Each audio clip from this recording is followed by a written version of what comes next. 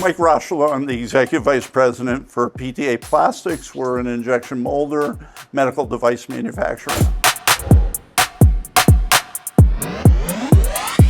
So our engineers are constantly taking a look at how can we use and introduce robotics, vision technology, and other components of automation. Where we've really leveraged additive manufacturing is in supporting our own manufacturing operation. Our automation engineering team is in there using those 3D printers hours and hours and hours a day.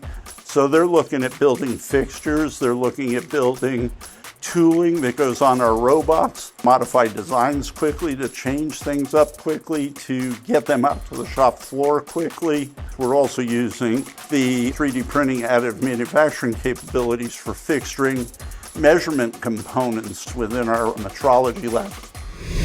You need to turn it from that shiny object technology that people chase to build in the true business use case.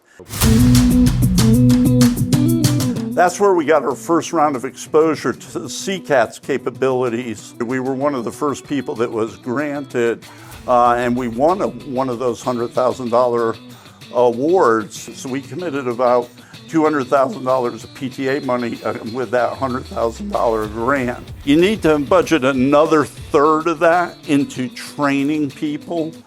So it was not insignificant, but the ROI on it is, it's been amazing.